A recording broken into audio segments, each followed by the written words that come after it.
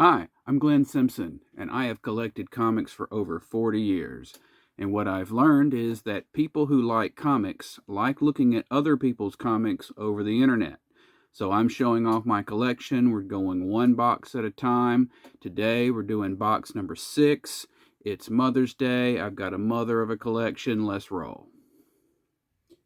All right, we are starting with Marvel Now Point One, all new Marvel Now Point One. This is one of these books they did for a while there that was meant to introduce new things that were to come in the upcoming year or so at Marvel, and this happens to be the one of the first appearances of Ms. Marvel, the new Ms. Marvel, right there. Then we've got from the Dark Reign period of Marvel, we've got all new Savage She-Hulk, and where we have Titania. In a previous book, had come along and managed to get herself impregnated by the Hulk, and so she has a daughter who is she looks like Titania, but she's got the green skin, and she is returning to deal with that. And then this is the final issue of that, where she is fighting the Dark Avengers. The Dark Avengers includes the Sentry, very timely at the moment, and the rest of Norman Osborn's evil Avengers, called the Dark Avengers, during Dark Reign. It's very dark. Next we have all new Ultimates. This is something from the Ultimate Universe. Didn't do a lot of the Ultimate Universe. I've got a smattering, but we have Miles Morales here with, I believe, the Ultimate version of Cloak and Dagger and some other Ultimate heroes teaming up as the all new Ultimates, and they continued that trend, and are hanging out, these kind of young heroes, youngish heroes. We've got Ultimates, all new Ultimates number 7. So obviously they've got the Ultimate Kitty Pryde. I believe that's the Ultimate Green Goblin. Don't remember him, but all new Ultimates number 7. Swap it over to the final issue, all new Ultimates. We've got a big cluster of fights and characters and things like that going on. If you're a Miles Morales, I suppose if you are a Miles Morales person, maybe you didn't know he was in all new Ultimates, so be aware of that. Then we go to all new Wolverine number 1. This is, of course, the X-23 Laura Kinney version of Wolverine. I think regular Wolverine is quote unquote dead right now, so that's number 1 for her.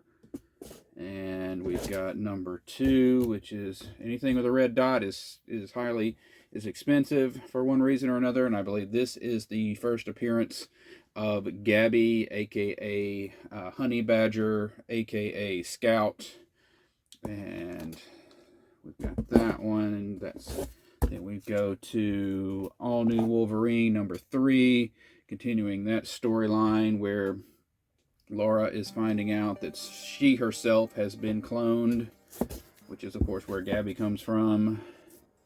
We've got all new Wolverine number 7 with Laura and Gabby hanging out. Got some unbeatable Squirrel Girl taking part. Squirrel Girl, the sensation of a few years ago. Then we go to all new Wolverine number 8, part of On the Road to Civil War 2. And who's she facing? It looks like it might be he whom she is cloned from. And then over here we've got all new Wolverine 11 with Laura getting something over on Captain America here. And that continues into All New Wolverine 12. This is the, sorry about that. This is the Old Man Logan version of Wolverine that was kind of walking around for a while the regular Wolverine was dead. And they're facing off with him, a little family reunion, as it were. And then All New Wolverine number 19. She's got on her sort of dark X-Force costume there. Nice shot. Nice cover shot. Let's see, we've got All New Wolverine 20 with Wolverine and Honey Badger there. Honey Badger in full suited action, doing her thing. We've got All New Wolverine number 23 with our Wolverines are fighting the Brood, who are the alien who can impregnate people with their eggs, and then the eggs hatch and take over the person's body, and that's kind of how they reproduce. And they like to do that with mutants because then the children are super powerful. They are obviously very heavily based on the capital A aliens from the 1980s movies. Let's see, got All New Wolverine number 24, just a beauty shot there, black and white. Throw out to the not very good Inhumans TV show that was on for a while there. All New Wolverine number 31, the obligatory team up with Deadpool that always has to happen, and going on there. Good times, good times. We've got All New Wolverine number 32. Keeping it going. Not a lot of covers that really tell you what the heck's going on, or at least doesn't remind me what's going on. And then the final issue of the series, I think if I remember correctly, we jumped to the future a bit, and we were seeing adult Laura in the future in this last arc. Then we've got All New Wolverine Annual. We've got, I believe his name is William, the actual honest-to-gosh Wolverine that becomes a pet of Honey Badger. We've got some Spider-Gwen, the hot new sensation, teaming up with those ladies. Then we go to All New X-Factor number 1. This was another attempt at having a team be work for a corporation and be a representative of the corporation. And this time they got some of our classics here. They've got Gambit, and they've got Polaris and Quicksilver. Got some of the big names there, semi-big names. We've got in issue 8, they deal obviously with Warlock from New Mutants as he comes barreling through there. Then we get to All New X-Factor 09, Gambit getting it on with I believe that's the wife of the guy who owns the corporation. That can't possibly come to have any problems, develop any issues. And we've got All New X-Factor number 16. Our team goes up against Sentinels. This is, of course, during the Axis period when some good guys became bad guys and some bad guys became good guys. We've got All New X-Factor 17, bringing back, was that Longshot? Yeah, they tried to kind of redesign Longshot to make him a little bit less 80s, and he guest starred here, and he's dealing with Quicksilver. We got some Sunfire, up there. And the final issue we've got is issue 20. We've got this storyline had an interesting thing. So we have Danger, who is the personification of the AI that ran the old Danger Room training facility for the X-Men, who takes form in another series prior to this, and then she has a weird relationship with Warlock, who is another machine-based entity like herself. Then we go to All New X-Men #1. So this was the storyline where the Beast in the present decides that things have gotten a little out of hand for the X-Men, and for some reason thinks that having their past selves brought forward from the past to the present would somehow make things better. And so this was the series that focused on the adventures of the original 5 X-Men having been thrown to what is to them the future, what was to us the present. And their adventures continued here. They apparently have a run-in with the modern Avengers in All New X-Men #8. We've got All New X-Men #9 with Mystique and Sabretooth here on the cover, for those of you who are big fans of the original X-Men movie. There's a couple of your favorites there. All New X-Men #16, part of the Battle of the Atom crossover between the X books, and got some monstrous versions of some of the X-Men from a different timeline. We've got All New X-Men #17, continuing that future timeline. Some more future kinds of X-Men, from possible futures showing up, and the modern day, and of course the ones from the past have to deal with them. Got Old Man Iceman, and I believe that's Jubilee, and somebody, Quentin Quire, with the Phoenix Force.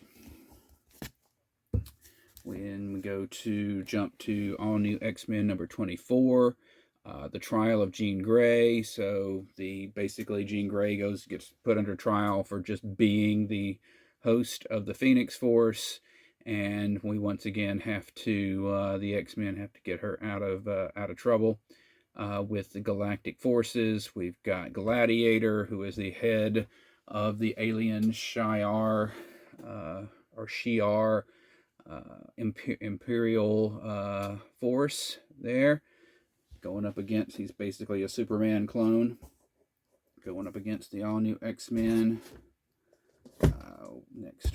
Next issue is the 25th issue, with just a beauty cover there, featuring the greatest artist roster ever assembled, according to the cover. And it's pretty. Of note, they get distinctive sort of modern costumes, but they're not the same costumes as their adult selves, so that was fun.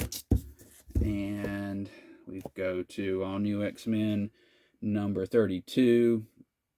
I believe that those original X-Men recruit some other younger heroes to join them.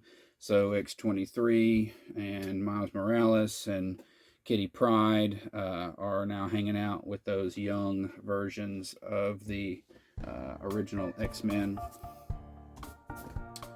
And we go to All New X-Men #33, continuing that storyline with Jean and Miles obviously having some issues there.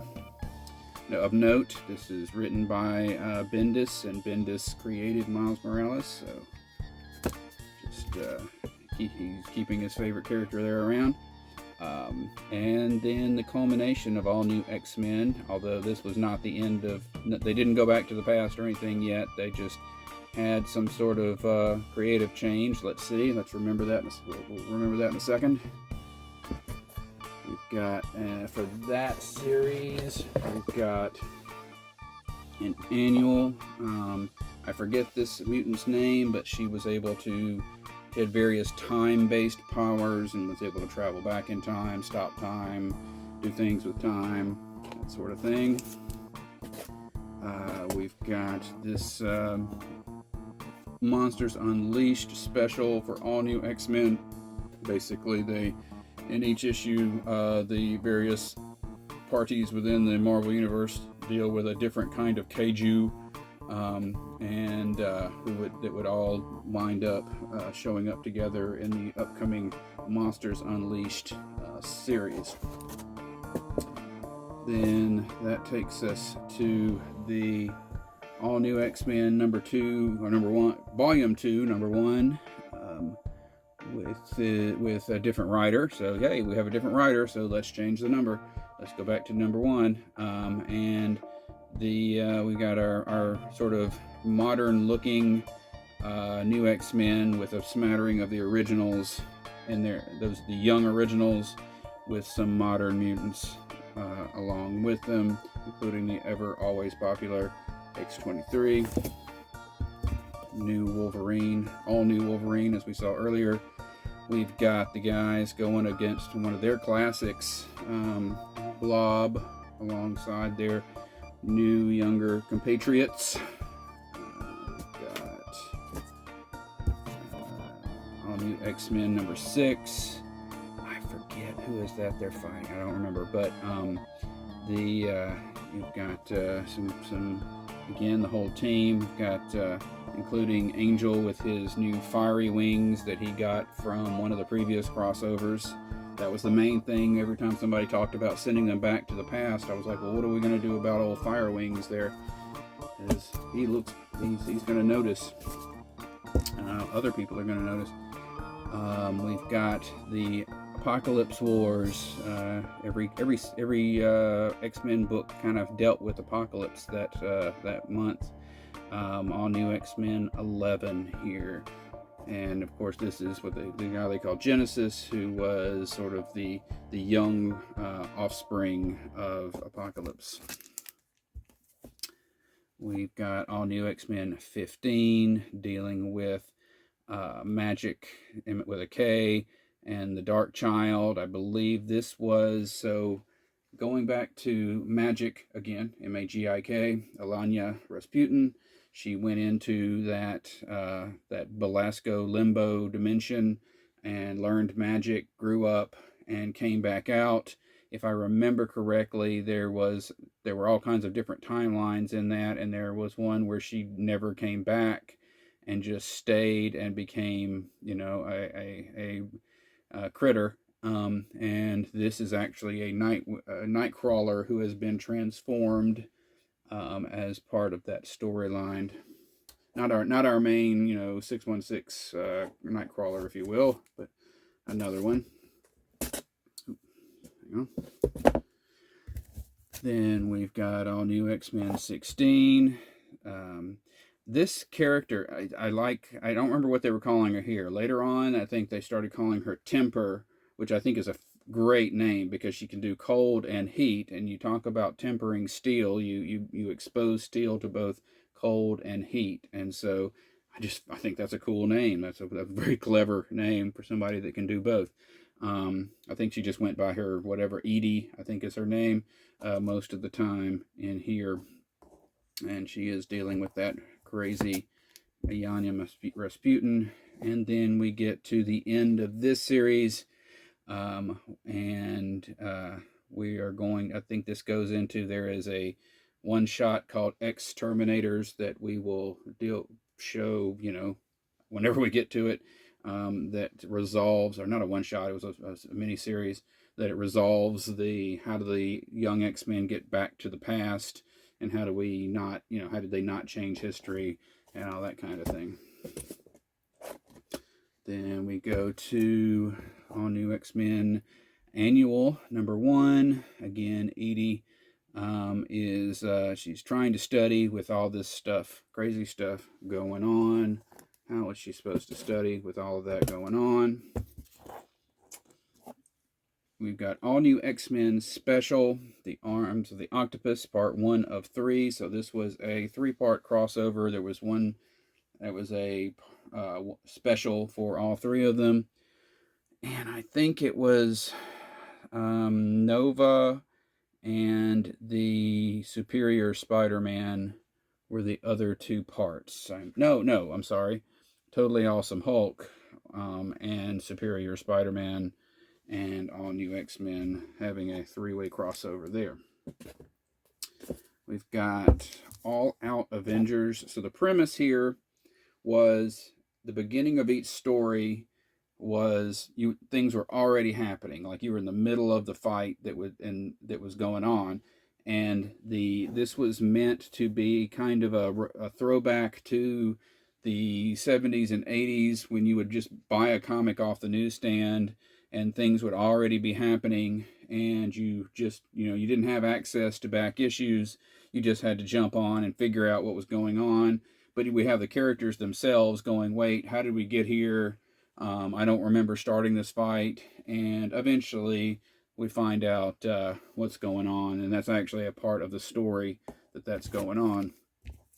And that moves on to, finishes up with All Out Avengers #5, with the team kind of going at each other there. Then we've got All Select Comics, the 70th Marvel anniversary. Then for their 70th anniversary, they did these one-shots that were used the titles of their original, a lot of their original series, especially back when they were Timely Comics.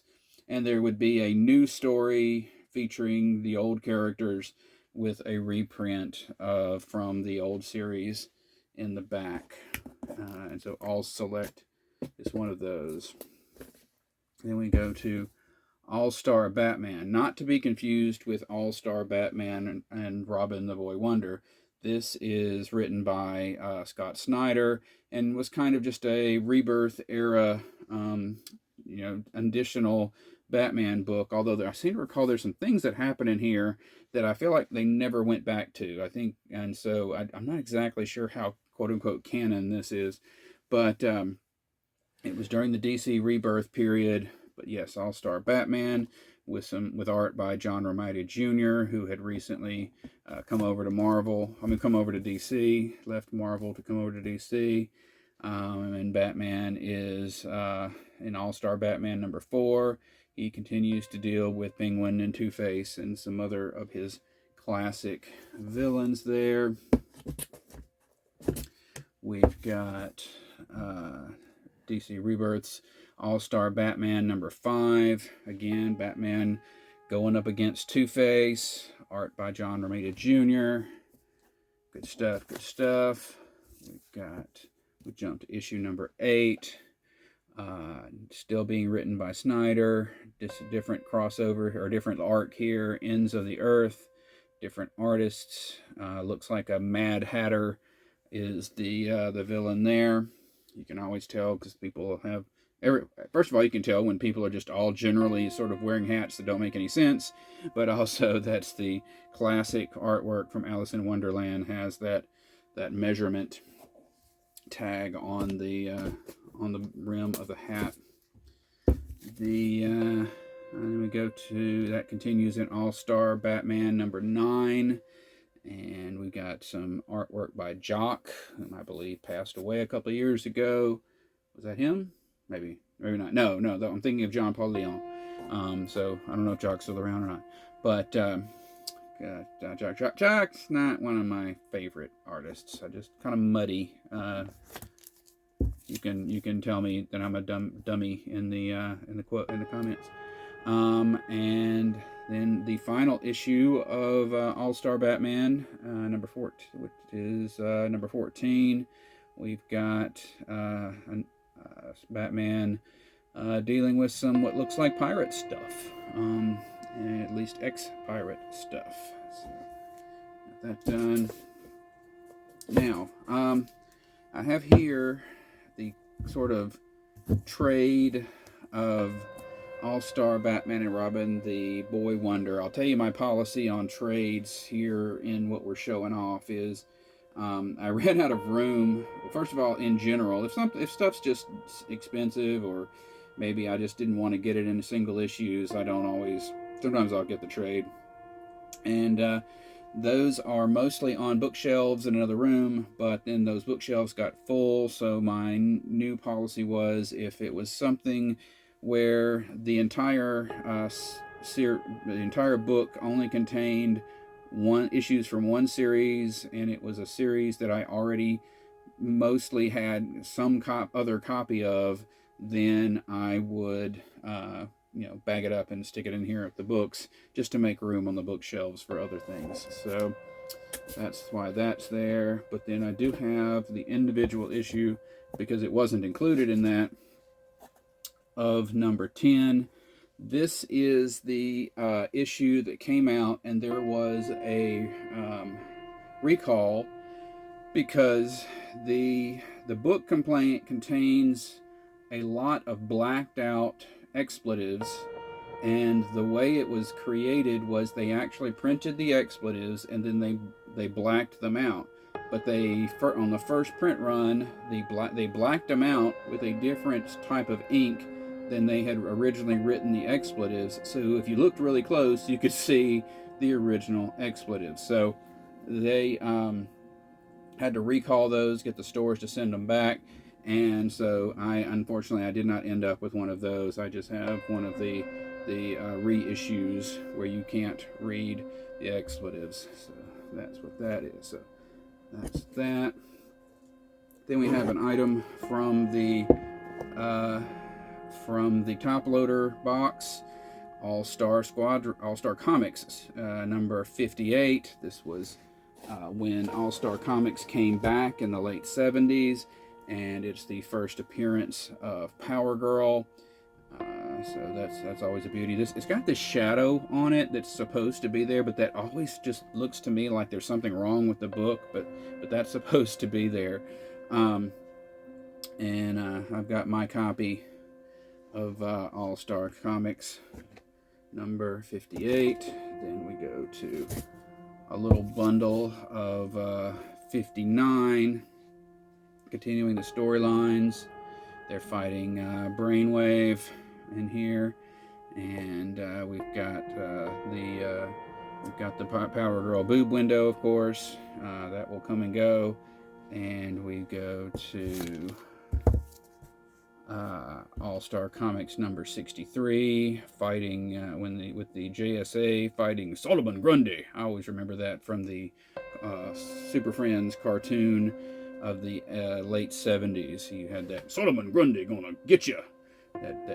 They talk like me, actually. That's why it's so easy for me to do it. Got the Fiddler from the Injustice Gang.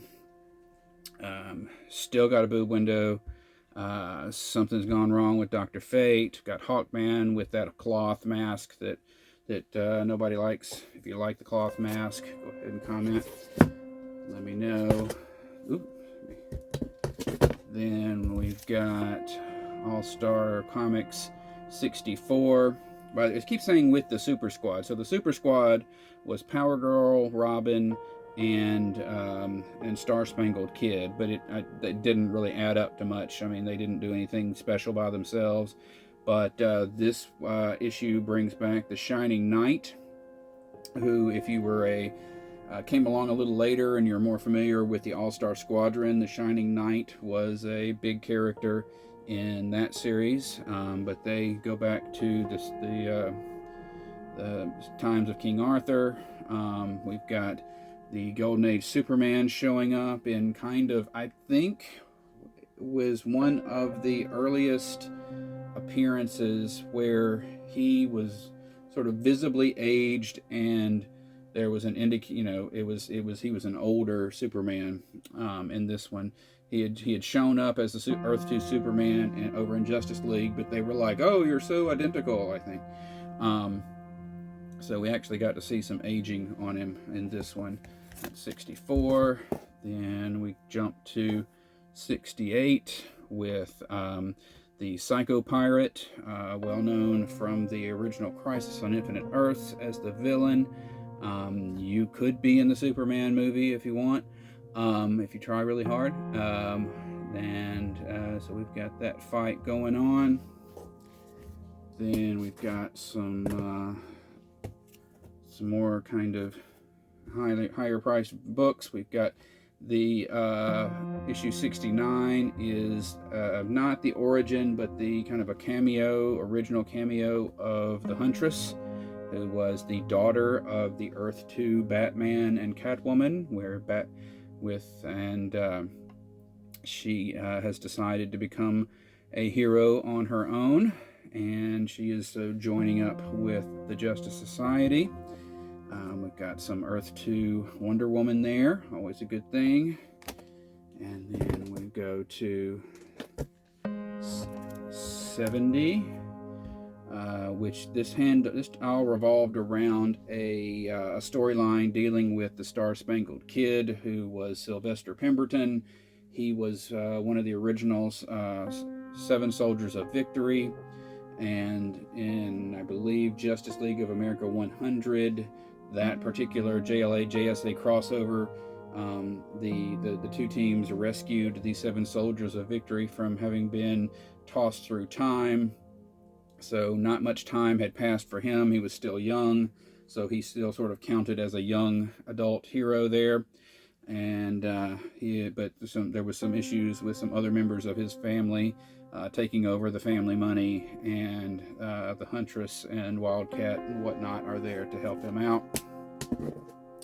This issue, I happen to know, is 71, even though it's cut off. Got a bad cut on my copy.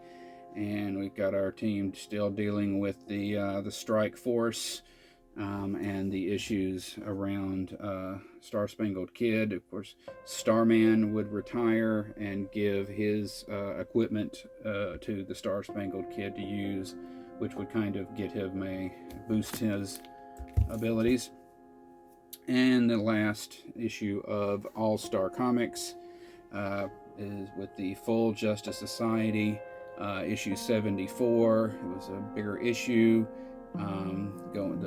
They actually are just starting this storyline with the Master Summoner, this was a victim of that DC implosion where they canceled a lot of series. So in my previous video, we saw some adventure comics that had JSA in it. That was where this series continued on to. Literally that storyline continued on. Then we've got All-Star Comics, which this was again the Justice Society Returns, where they had a storyline, set in the past, and there were other one-shots, each one with the names of classic DC comic series. This is a non-backing board. It's not actually in the bag. It's just there to provide some support. It's in a bag, and each comic is in a bag, and it's just there to kind of help provide some support. And this was the issue 1 was the start of the crossover, and then you had all your one shots, and then this was the end of the crossover. Then we've got All-Star Comics 80-page giant, some various little vignettes of the various JSA characters from around that time. I've only got the first issue of this. This was not my cup of tea. All-Stars Section 8.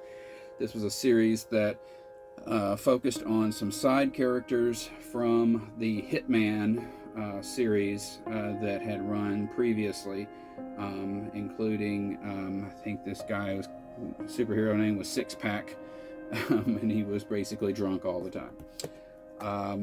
Then we're getting to my childhood and some of the things that were really special to me. All-Star Squadron. Interestingly, there's a if you get that and you open it up, there's a shot in the back. There's the same. They had two different people do the cover. Really weren't that significantly different, but okay. And you have this takes place during World War II. It's written by Roy Thomas, who had been a biggie at Marvel for years and had just come over to DC. And he had done the wartime adventures of the heroes at DC, if you remember our discussion on All New Invaders. So this was him taking the DC heroes of the 1940s and the Justice Society and showing what they were doing during that time. There's a point in the letters page where they refer to retroactive continuity, which was the invention of, maybe not in the first issue, but in the early issues, the invention of the term retcon, short for retroactive continuity. And at that time, it was just the idea that here's some things that happened in the past that you didn't know about. So what we find out is that there was another team of various heroes that were, some of them were from the JSA, some from the Seven Soldiers of Victory and whatnot, who got together and had adventures during that time frame. Everything I know about World War II, I know from All-Star Squadron. We had this issue where I believe this was part of the explanation of why the heroes did not just go over, like Superman and whatnot, did not just go and win the war all at once. That kind of explains that one in that issue.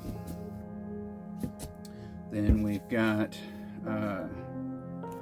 All-Star Squadron number 5, introducing Firebrand. Firebrand was her brother, Rod Riley, had been a DC sort of just action hero previously, and they decided to introduce his sister Danette Riley as a fire-based superhero here, and she's got a version of his costume, so she's a little bit more, literal with her name. And this was a printing error. This is supposed to say something like, here's Firebrand joining the fray, or something like that. There was actually supposed to be words there, and there was just a printing error that didn't get corrected on anything. It's you got your all-stars fighting some Nazis, as you do. We go to All-Star Squadron 9. Joe Kubert doing the cover. Joe Kubert is a classic DC artist, did a lot of wartime war books, the books, showing the soldiers fighting in the war. He came on to do some covers and things for All-Star Squadron. Steel was an interesting situation because he was another hero who had been created. He had been created in like the 70s as a World War II hero, and so Roy Thomas was kind of pulling him in to the rest of the DC wartime heroes who had actually been published in the 40s. And there's some scrapping going on there. We've got All-Star Squadron number 10 with this eye thing. This would actually end up being heavily tied to the background of Hawkman and Hawkgirl, we've got some goodness going there. More Joe Kubert covers. We've got All-Star Squadron number 17, The Trial of Robot Man. Is he a man? Is he just property? If you're familiar with the Star Trek The Next Generation thing about Data, is he a man? Is he a machine? Is he property? Does he have rights, etc.? That's kind of the same thing here, determining if the guy who his brain is in the body, if he's actually still alive and still counts as a person. And then we go to number 18. We've got, of All-Star Squadron, we've got the Tarantula shows up. This is being the Tarantula. There was kind of a weird coincidence with the way that the Tarantula looked as well as when Sandman dropped his gas mask look and became a superhero look. They were very similar.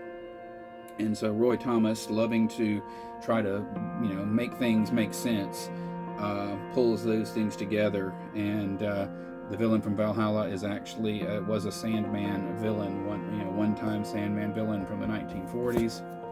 Then we jump to number 21 with Cyclotron. We are getting into the fight with Ultra Humanite, and we've got Dr. Fate with his half helmet. That's the period of time when he really stopped being a magic guy and was more just a punch 'em in super strength and flight kind of guy. And Thomas suggests that it's because the regular helmet was trying to take him over, and so he wanted to get away from that. Cyclotron's costume obviously would inspire the later costume that the Golden Age Atom would wear, or the Earth 2 Atom would wear. And then that continues into number 22 with this group of villains with the Ultra Humanite, who was the evil scientist who could have his brain transferred to different people, and so he actually put his brain into the body of a beautiful female movie star. Don't know if that counts as trans. And Deathbolt. I don't know if Deathbolt had really been around in the 40s or not, or if they just created him for this.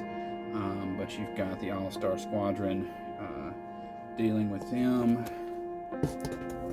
Then they take a stroll to Detroit and meet the Amazing Man, one of the sort of earliest DC. I mean, they're inventing him here, but within this history now, they're now saying this is one of the earliest black superheroes, a bit like the Absorbing Man from Marvel. Anything he touches, he can take on the qualities of that material. And then we go to All-Star Squadron 24. The Tarantula gets a suit, a different suit, that so that he doesn't look like Sandman, doesn't look like Sandman anymore. We've got an appearance by the Earth 2 Batman. That was kind of fun. And I always felt like that suit seemed a little more modern, like a little too modern. A modern design compared to the adaptations of the old classic uniforms, but not bad at all. Not bad at all. Good to have. Then we get to a bit of a key. We get to All-Star Squadron number 25. The introduction of Infinity Inc., first Obsidian, first Jade, first Northwind, first Brainwave Jr., Nuklon, Silver Scarab, Fury. These are not the first Fury, but these are the children of the children, give or take, of the Justice Society, and they've been sent from to the past to deal with some things. We've got an appearance by the Guardian. I mentioned him in a previous video, a 1940s hero who, this would be the original. He will get cloned, and his clones will live on to the present. Let's see. We've got 26. We've got All-Star Squadron and 26. We've got a little smattering of other heroes. A lot of these we hadn't been seeing that much of in All-Star Squadron. So I really remember liking this issue because we were just getting some more different, getting Phantom Lady and the Earth 2 Robin and things like that. And of course, here is where we're going to find out the secret that I just gave away of Infinity Inc. We're going to jump a few issues to All-Star Squadron 30. The team is trying to help out Johnny Thunder. Johnny Thunder being the hero who could summon a Mystic Thunderbolt genie to help him out. Clearly he's failed to do that here, and he is under attack by some Asian-oriented villain at the time. let's see. Over here, All-Star Squadron 31. So this is, I believe, the issue. You probably see it a lot of times on the internet. There's this meeting of the entire team, and it goes over every hero, and they all say here as they get called out. It's a 2-page spread. And what we're dealing with here is the idea that all of the heroes were on, together on Earth 2, and then what will happen is some of them will leave Earth 2 and go to this other Earth where America is struggling, where they don't have superheroes and they're having more trouble. And that is the explanation for Earth X that had been previously introduced, which was where all the heroes from the old Quality Publishing company lived. So I'm sure that was all clear as mud. But we got Black Condor and Uncle Sam. We got the Ray from those Quality, the Plastic Man from that Quality Comics group. And this also, I believe, this was the time when we would kind of jump issue, like one issue would cover one storyline, and then they go to another storyline, and then they go back on the next issue. So we were bouncing back and forth between a couple of stories. Over here, we're getting our first meeting of Tsunami. We have Neptune Jones, who I believe was a pre-existing character, although not a big deal back in the day. So a lot of water-oriented fight going on there. And then we jump back to that Earth X sort of storyline. We've got the team going up against Baron Blitzkrieg. Baron Blitzkrieg had been invented originally there's a big tabloid Superman versus Wonder Woman issue. And so if you've ever seen that, he was one of the villains created for that Superman versus Wonder Woman. So this is just the next thing that happens with him. We've got Dollman prominently. Dollman tied up. Now, granted, everybody is tied up, but there's a joke about how on the Dollman's old series, it seems like he was always tied up in some way. We've got Uncle Sam, Spirit of America, right there. Then we're going to jump. So things are not looking good for Amazing Man over in Detroit. We've got kind of this guy calling himself Real American. That we're not too subtly dealing with racism, obviously, in this issue, and the Ku Klux Klan and that group. But the All Stars go over to help out the Amazing Man there. And we go to furthering that. I believe that Real American had the ability to make people lose their mind and attack, and so the All-Star Squadron has to fight some regular folks, and a lot of this is sort of symbolic. This scene does not happen in this comic. Then we go to another storyline. We've got Liberty Bell dealing with, actually, this was another guy, I think, there are a couple of these guys were actually still from that Superman versus Wonder Woman special. They're really getting a lot of stuff out of that, and showing us what those villains were doing now. Then we go to All-Star Squadron 43. A little bit of activity here revolving around Starman. We've got the Guardian there. Got Amazing Man helping out. And I think that that's another issue. I think we had some flashbacks to Starman's origin there. We're back to Baron Blitzkrieg, so these were storylines were lasting for a while. Got some Hawk Girl and Liberty Bell, and they are dealing with Baron Blitzkrieg. There was also some really good pinups in the back of these last 10 to 12 issues. Then we've got sort of a special issue, early Todd McFarlane work, and All-Star Squadron 47. He was kind of a no-name at the time, but they brought him on, and he did this issue retelling the secret origin of Dr. Fate. He would go on to Marvel to do Spider-Man and all that good stuff. All-Star Squadron number 48. The team jumps back to Camelot again, or do they? Or at least, at the very least, they regroup with their old buddy Shining Knight, who had been an early member of the All-Star Squadron. And we also get an appearance by Blackhawk. Shout out to Bronze and Modern Gods, where they love some Blackhawk. And he makes an appearance here in All-Star Squadron. Then we go to number 51 with some ugly tape there, and we find ourselves dealing with with the Monster Society of Evil, who I'm trying to remember if those are Earth S. I think so. I think they're villains faced by the Shazam family over there. Well, I know the next issue involves that, so that must be, including a character called Nightshade, who they quickly had to rename because there's the Charlton Nightshade that DC was using elsewhere. Let's see.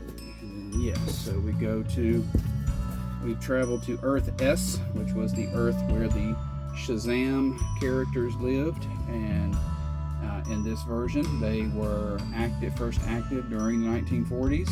So, and we are in the Crisis now.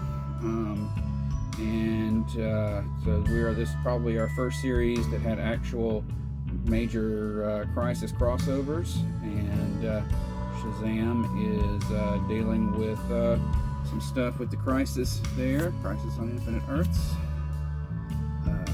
And although he would theoretically be dealing with it in the 1940s and in the present, I'm not sure about that. That's kind of how Crisis was, though. It hit different times at the same time. While then one of the aspects of the Crisis was that there was a point when just things from all sorts of time frames were jumping around together, and so you have these various heroes from characters from various time frames of DC. That was Miss Liberty and the Silent Knight and Black Pirate and Super Chief and a Trigger Twin, I think, and the Viking Metal Viking something right there here in All-Star Squadron 55. Plus, they were doing backup stories. The JSA had been rocketed off into space, and in the original books, they had been rocketed to actual planets in the solar system. They decided to make this a little bit less hokey and have them sort of just transported to various planets in the galaxy or whatever. And then we jump to All-Star Squadron number 56. This one was really focused on the 7 Soldiers of Victory. Always a fun team. And there is 1, 2, 3, 4, 5. 1, 2, 3, 4. Yeah, there are 7 there. And we have the backup with Dr. Midnight on his trip where he'd been rocketed into space and dealing with aliens out there. Then we get to issue 59. Things have sort of settled down a bit for the Crisis, but it's still in this weird period where the changes from the Crisis haven't totally taken effect yet, because you've still got Batman and Robin, and who would be wiped out by the Crisis, still hanging around, and you've got the Spectre dealing with his his backup story there where he's been rocketed off into space. I'm not sure how you rocket the Spectre into space. He was not quite as powerful at the time. And then issue 60 They resolved that story that had been running as backups in the previous issues for the various Justice Society members who had been, rocketed into hyperspace, as they called it, and they resolved that story. They did some origin issues. This one in All-Star Squadron 63 retells the origin of Robot Man. This is the original Robot Man, not Cliff Steele. This is the Robot Man of the 1940s, who was more of a scientist, but clearly the idea would be used when they created the Cliff Steele Robot Man of the Doom Patrol. Then we go to All-Star Squadron 64. So this was a first attempt to sort of show how the world worked in post-crisis continuity. So this was an old Superman story where Superman had dealt with a guy who had a beam that could bring the characters from comic books, from comic strips to life, and Superman had dealt with those characters and resolved it. But now there was no original Superman. Superman was just somebody who didn't show up until 15-20 years ago. So they needed to explain how those stories still happened, and in this one the All-Star Squadron jumps in to deal with these characters brought to life. So the idea was that all those stories still happened, but it just didn't happen the way that they were originally published. And we've got our final issue of the All-Star Squadron, number 67. It's the first case of the Justice Society, so it's kind of retelling some early days stories, or an early days story of the All-Star Squadron, or the Justice Society rather. This is the kind of a first appearance, origin story for the Justice Society again. We go to the annuals for that series. The first one focused on there was a guy who winds up being this guy who's glowing, and he had actually trained Guardian, Wildcat, and Atom all to be better than average fighters, and that was to sort of explain how the Atom, if nothing else, and to a degree the Guardian, were kicking butt and as superheroes, and because we never saw them having any training in their original origins. They just put on costumes and there you go. And the cuteness of the fact that it's Green Lantern, Flash, and Wonder Woman is that there was a series called, I believe, Comics Cavalcade, that had stories featuring the three of them, not together, but they were always together on the cover. And so this was, a throwback to that, using them as the main other characters in this story. Okay, we're going to jump forward a good bit. We've got the New 52's All-Star Western, which featured Jonah Hex stories. I don't have this complete series, but I've got a lot of them, and so this was the issue 0. We've got issue number 1. This was following up a very successful modern Jonah Hex series, and so they really just kind of switched the title over to All-Star Western, done by the same creators. And so they kind of kept on doing what they were doing, I believe. And we've got number 4, in the dark underbelly of Gotham. They do go to the Gotham City of the Old West, which I think was a new thing. Let's see, we've got All-Star Western, number 5. Hex finds himself in this cave under in Gotham City that has lots of bats in it. Who would have thought? And then that goes through number 12. Here's the Wayne Casino in Gotham City. We've also got a backup story by Dr. Terrence 13.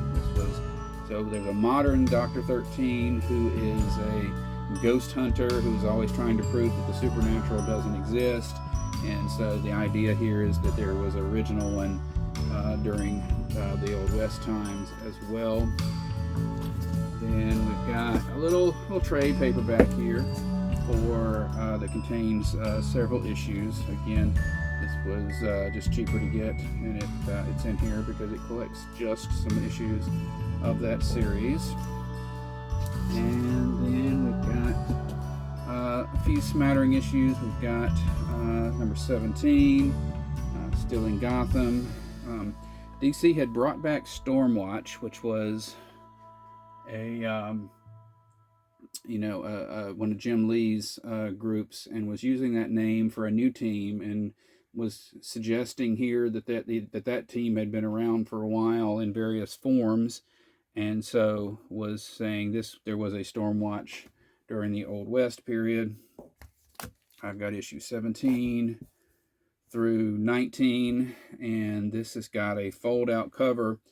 And this month, I remember they were going to do, and there was going to be a theme, and the theme was WTF, as if every cover was going to fold out, and you were going to see something, highly surprising with WTF, and they decided that even though they weren't spelling it out, saying what the F was still probably not a good thing to do. So they still did the covers, but they just didn't put the WTF branding on there.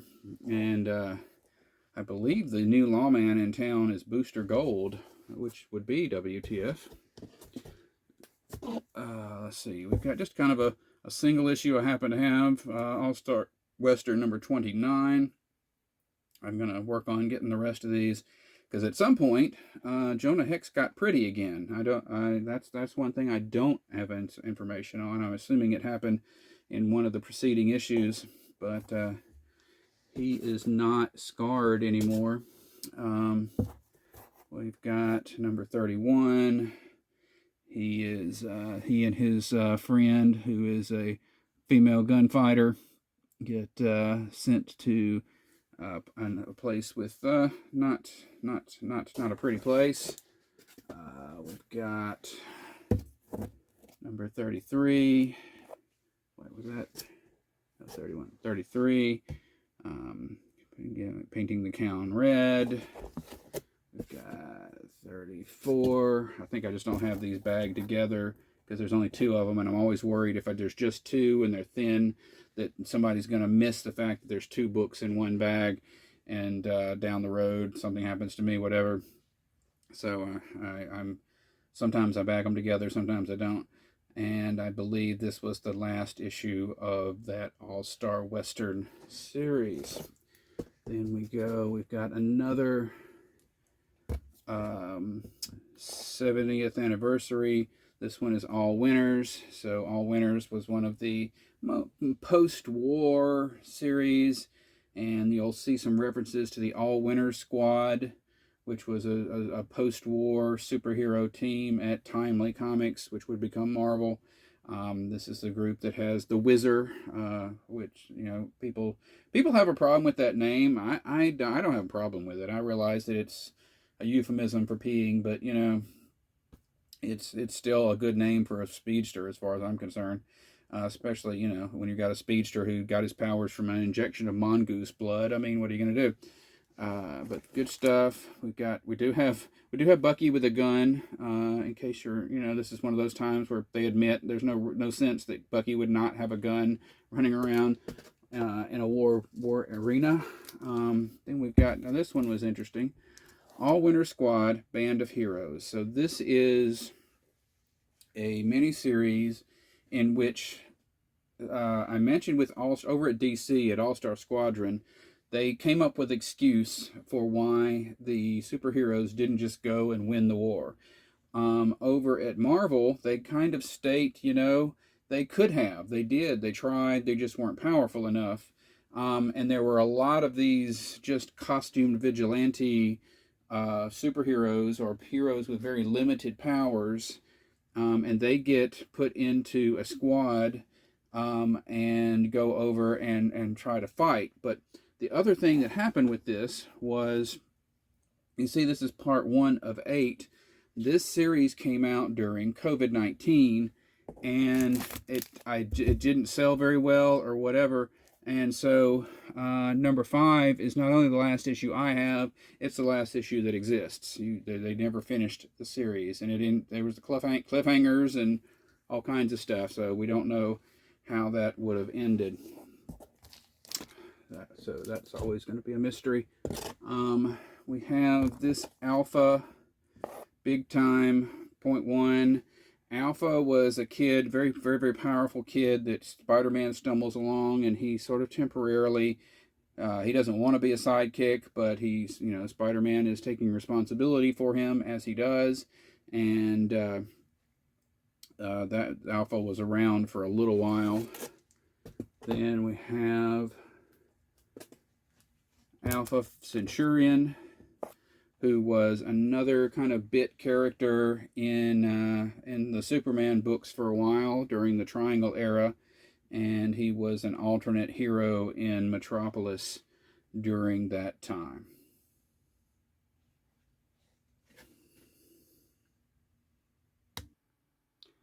So there you go. That's box number 6. Next time we will look at the next box, which will contain some Alpha Flight and some Alpha this, Alpha that, and a little bit of Amazing at the start. So thanks for watching. Let me know how it's going. Subscribe, and I'll see you next time.